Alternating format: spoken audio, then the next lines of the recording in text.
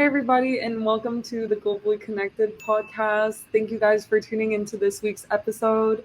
We're very excited for today's episode as we're going to talk about soft skills that you can have in business, why they are important, and we'll each give examples of some soft skills that we have learned, we're continuously learning, working through, and it's a journey. Soft skills are something we can all work on and acquire every day and learn from each other. So we'll each go through five. Jerome, you got anything to add? Yeah, I'll start with providing a definition of soft skills for anyone in the audience who may not know. So, soft skills are personal attributes and interpersonal abilities that influence how a person interacts with others and handles situations, particularly in a work environment. Unlike hard skills, which are technical and measurable, soft skills are more about personality traits and how individuals work with others. So, as Gigi mentioned today, we are going to talk about our five skills that we have as a business owner, but also the importance of a soft skill as a business owner, entrepreneur. What if you don't have a soft skill, how to develop it, etc. So, Mhm. so we're going to have another great episode, and let's get right into it. So, yeah. Awesome. Yeah. Go ahead and start us off with your first soft skill. Okay, so my first soft skill that I think a person should have in business and as an entrepreneur is curiosity. Curiosity because you always need to have a strong desire to know or learn something. And I just think that will lead you would continue to be innovative and just fresh when it comes to just doing things that you need to add to your business, rekindle, etc., to continue elevating and making it fresh to your target audience and to the world. So that's my first one. Yeah, that's a great one.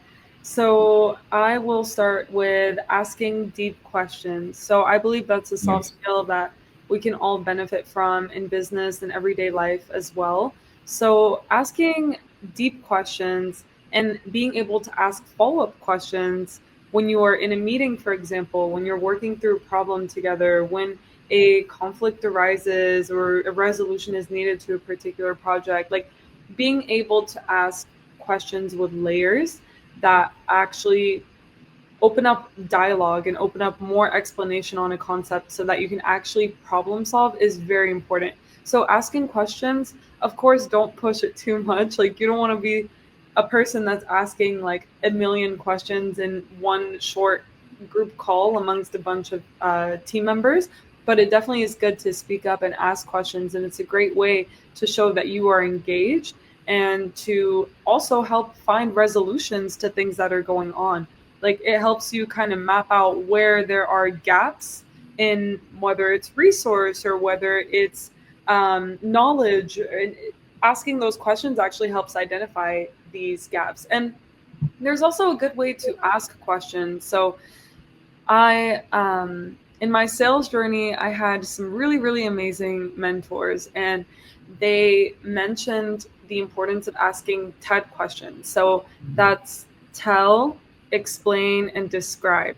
So when you start a question off with, tell me more about this, or can you describe this, or explain a time when this, or explain how this works, it opens up for more deeper dialogue rather than a yes or no response or one word response. Like it's actually going to help us work through the the problem. So asking deeper questions is a really, really great way to not only speak up but to also engage in active listening to even know how to ask these questions. I think being able to ask the right questions also fuels active listening and conversations, and it just helps you get to the root of what's going on. So I'd say that's my first one. That's a very good one. I also like the TED thing that you mentioned. That's pretty nice. I like that one. So for my next one, I would say emotional intelligence. Mm-hmm. The reason why I say emotional intelligence because in business and as an entrepreneur, you need to have that because you need to have the ability to be able to understand and manage your own emotions, but also be able to understand and manage the emotions of those within your company, those that you're pitching your business to, those that you're trying to form a partnership with, etc. And the components of emotional intelligence are self-awareness, self-regulation, motivation, empathy, and social skills. And me personally, and I'm sure you can attest to this as well, without this aspect, a personality trait, I you may not be able to get very far in business. So that's my second soft skill that I think a person in business or entrepreneur should have.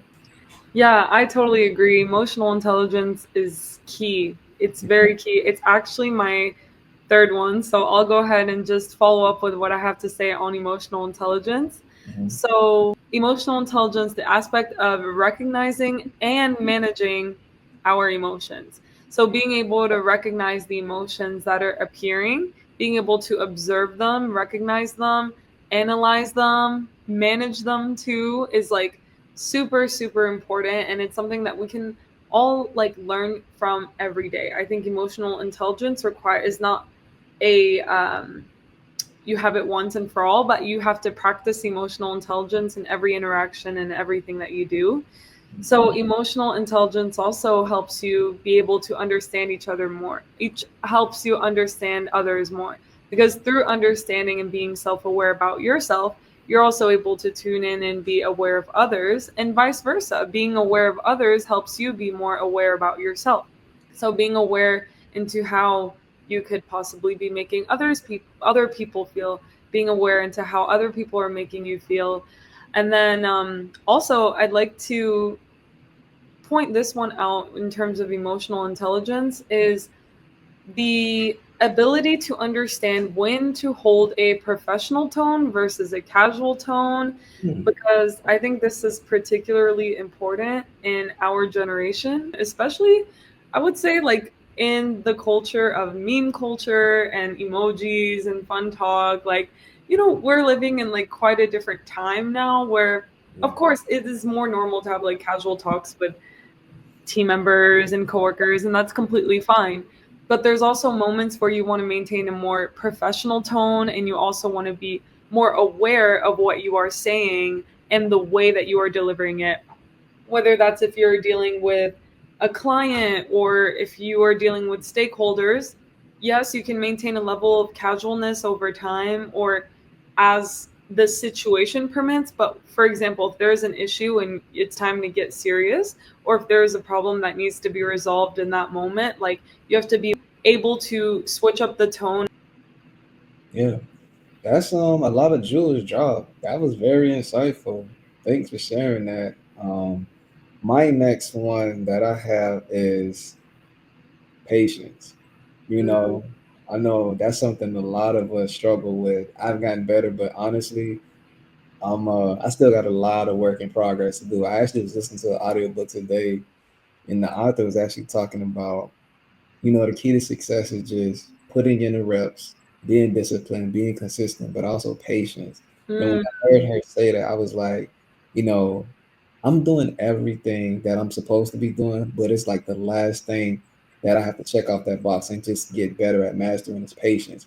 So I say all of that to say to my fellow entrepreneurs or people in business, that is a soft skill that I highly recommend you're having because you're going to get rejected every day, all day, and it's going to take a while to get that one person to say yes, and also to get that business model right. But once you get that one yes, the doors is gonna, the gates is gonna open wide open, and the world is gonna be yours basically. So when you get that one yes, the world is gonna be yours, and yeah. So I would say patience is a soft skill that I think every person in business and entrepreneur should have. yeah, that's a great one. And it's a great reminder too in such a fast paced world and like a world where everyone's seeking instant gratification, like patience is definitely important and a very key soft skill to have. I want to follow up and ask, like, what do you think are some ways that one can be more patient?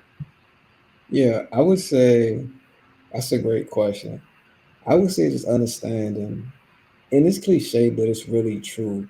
Everybody's journey is different. That's one. But two, I think we forget in life that timing is very important. And when we want things or want to achieve things, it's not going to happen when we want it, especially if you ain't putting the work to actually get it. Mm-hmm. Um, Not to be religious or spiritual, anything, but God does everything when He's ready for you to experience whatever it is He have for you, what you are trying to accomplish. So I think you just gotta like have that in the back of your mind and don't even think about when the success is going to happen. You just gotta just continue to do what you can do and only can control what you can control, which Right. is being consistent. So that's my philosophy on that. What are your thoughts and what do you think people can do to learn how to be patient? No, I think I like that. Like kind of just keep doing what you need to do rather than dwelling on when it's going to happen, but taking the right steps of doing what needs to be done. So thank you for that. That's a really good reminder. Yeah. Um, yeah, I would say with being patient, it's also going to go to that emotional intelligence and regulation and self awareness. Like being able to regulate your thoughts of impatience when they come up and kind of understand them and what they're coming from, and being able to regulate yourself and say, okay, like it is fine. What do I need to do to get to where I want to be? What can I take? What steps can I take today? And knowing that this is the formula for that success. So let me just do what needs to be done. Like having that trust and confidence in yourself, regulating your emotions to stay patient. Yeah. Yeah. Awesome. So my next one will be problem solving slash critical thinking. So Okay. being able to, on the spot, resolve through something. So being able to form a hypothesis while you are having a conversation, whether that's in a group call and you guys are brainstorming or you're trying to come to conclusions, like being able to actually on the spot think through what is being said, again, with that asking questions and following up, being able to synthesize the information that you're receiving to draw conclusions, being able to respond in a creative manner, in an intelligent manner. So, actually, like thinking about, okay, what are the possible outcomes that can come out? What is a path that we can take to find a solution? The all in all, like this aspect of problem solving and like critical thinking, I think is a great and important soft skill to have when you're dealing with clients, when you're dealing with teammates, when you're dealing with stakeholders, really when you're dealing with a problem or just like a word document, even like that ability to problem solve through it and follow up on the right things to research, etc., is a very very good skill to have. And um, it's great to have those hard skills of logic and like knowing the domain that you're working on, but you need to be able to think on your feet critically, that critical thinking based on what is happening in the present circumstance. So Hmm. that's what I'll say for that. Another gym drop. Keep dropping the gems for us tonight. Nah, that's pretty good. Problem solving and critical thinking is definitely a good soft skill to have. So for my next one, work ethic. I think that is a soft skill that an entrepreneur should definitely possess because if you don't grind and put in the work, you're not going to see the results. But also, your work ethic going to speak value from you. You know the saying, actions speak louder than words. Your work ethic is definitely going to speak volumes when you have a business. Like if you're trying to get clients or just trying to market your business, if you don't put in the hours, you're not going to see the results you're looking for.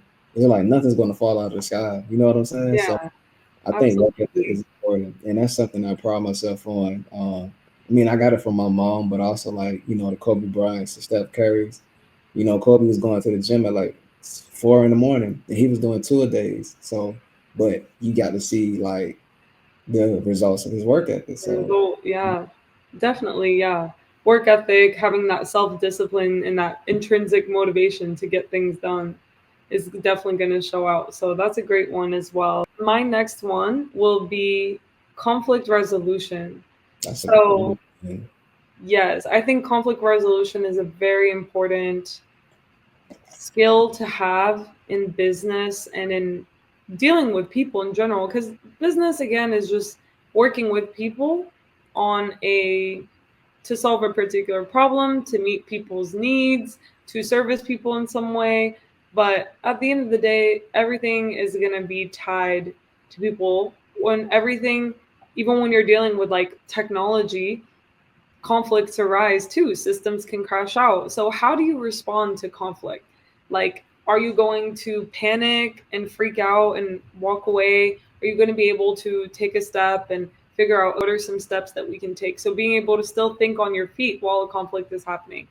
And then also, I think on the flip end, it goes to like as people, like us not avoiding conflict so much and avoiding confrontation, fearing like being misunderstood, for example, like especially in our generation, like we're a generation that kind of avoids confrontation in some ways or fears that our message won't get across right. It can lead to unresolved tensions, Yeah. and this will just build up over time. So it's really important to actually talk through things in a healthy manner. So the way that you discuss the conflict in a healthy way and people make their point in a respectful way, um, and being able to handle these difficult conversations in ways that like build you up. So that also involves as people us taking responsibility on things, admitting when we're wrong, being able to listen to that feedback, like being able to take accountability, understand other people's perspectives. This kind of all goes into having conflict resolution as a soft skill, is that introspection too on like how to take accountability on things and being open to feedback, and then also how to engage when a conflict is happening, staying cool and collected to be able to um, work through it and come out in a positive tone. Yeah. I have a question to ask you based on your perspective, what you share relating to conflict resolution. Why Hmm. do you think, or this seems to be a trend, but this is subjective. Why do you think in this generation conflict is not a thing? Like we tend to stray away from conflict. I think because of the risk involved. Like in our generation, like we fear conflict, so that results in us straying away from it because we believe conflict sometimes can break things apart, or that it means you fully have to walk away and like let things go. Um, and I think that just is something that will come with more maturity and growth. So as we're growing and learning and observing, like as people, we're gonna see that conflict is bound to happen in any dynamic, and it's important to address it. And it doesn't actually have to mean that you have to stray the complete opposite side of being either completely avoidant or completely confrontational and like aggressive. It's more so about finding a good common ground to where both people respectfully share their opinions and are looking to find a solution. So I think that's it's more of a fear thing and not thinking of conflict as a way to find a solution, but more so as a thing that will break things apart. That's a good perspective. Sure, I agree with everything you said. Yeah, Yes. why do you think we that's a great question, by the way. Like why do you Yeah. think our generation per se struggles with conflict? I think people are afraid to hurt people's feelings, but also people are afraid to get their feelings hurt. If I'll be Mm, honest with you, I kind of think, and you kind of said this in a previous podcast episode. I think we live in a generation, and I've heard this also from other people. I think we live in a generation now where people are quote unquote kind of soft. And no offense to anybody, but I'm just calling a spade a spade. I think people are just afraid to get their feelings hurt because the cancel culture, nobody can really express themselves or just say what they want to say without what they're saying actually not being offensive. It's just like a way to express themselves. I just think we live in times nowadays where people are kind of like on the softer side, mm-hmm. where they don't want to get their feelings hurt. But conflict is actually a positive thing Right, because like it's two people or parties coming together to just communicate the differences, but come to actual resolution to resolve the differences to form something to either achieve a goal or work together. That's all conflict is. right. Definition of conflict is misinterpreted as something that's bad and it has a negative connotation. And conflict is actually a great thing, to be honest. Because if we never have a disagreement, how do we know each other's perspectives and how do we know our differences within each other? So that's my thoughts on. Um, Facts. It's also like a way to share insight and knowledge and like learn from each other. Honestly, conflict exactly, like does really help you see the other side of things, and like you have to be open to looking at it from that perspective too, rather than just being in defense mode. exactly. But that's my We live perspective. and we learn. We live and we learn, all of us. Yeah. So yeah. So no, that's great. What is your next one? Yeah, and then my last one, the last soft skill that I think entrepreneur person in business should have is charisma. And Ooh, yeah, good that's a one. good one. The reason why I said charisma because you need to have the ability to be likable and charming.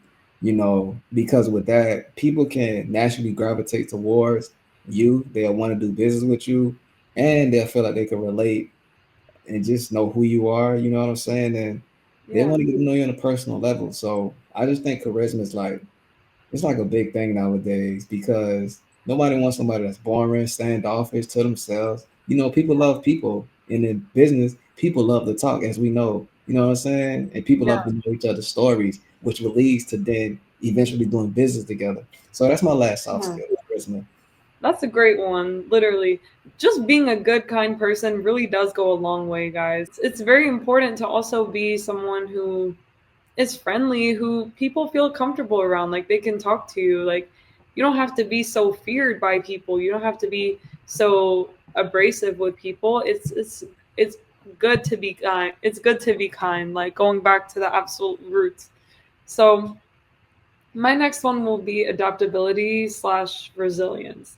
So I think this is so important in business, especially in a world that's ever changing, as always. But the speed of change of things is just so fast. Yeah. So you have to be willing to be adaptable. If things don't go the way that you think they're going to go and they go completely the other way, like what are we going to do? Like, what is the next step that we're going to take rather than dwelling so much on how it went wrong and trying to revive something that can't be revived? How can we be adaptable and like actually respond to these unsuspected things in a healthy, constructive way? How can we deal with crisis, emergency response management, things like that? Like you have to be able to adapt and be resilient in that situation and not let it like break you down, but actually figure out like, okay, what steps do we take? And that is going to require staying like cool and collected when crisis arises, and being solution oriented rather than just being like, okay, let's just drop it all and let it go. Like, no, like, wait, the show is still going. So, how can we be adaptable? How can we be resilient? And this just goes through life in general. Obstacles will come, changes will come. And how are you going to take this on and make the most out of it? Hmm. That's a great one. Great description, by the way, and I 100% agree with you. Because as I mentioned, with the no's, the rejections, you need resiliency. The dog days, you know what I'm saying? You need that. So yeah. So for those who may not at the moment have a soft skill, here is how to develop. Here are some suggestions on how to develop a soft skill. Um, I would say, just take a deep dive and getting to know yourself or getting to know more about yourself. Um, what drives you, what doesn't drive you, but also on a personality level, what features about yourself do you like or want to get to know more about and explore, to make the pieces to the puzzle, which is you, actually whole in order to thrive in business. So I would just say get to know yourself more. That's my suggestions on how you can develop a soft skill. You have anything on that, Gigi, for the audience on how they can develop a soft skill? Yeah. So I think what I'd say is everyone I believe has soft skills. You just have to find them. Yeah. So they're already innately with you. Just look and see what ones you already possess, and then think about what soft skills you'd like to acquire, and then just reverse engineer it as we've talked about in a previous episode. Work backwards. What ideally would someone with those soft skills be like, and what are some things that you can do to feel more comfortable in your skin to exhibit these qualities. Yeah, that's a great one. If nothing else, we appreciate you all for tuning in to another episode. We thank Yeah. you guys for liking, subscribing, comment, and we'll see you next week for another episode of the Globally Connected podcast.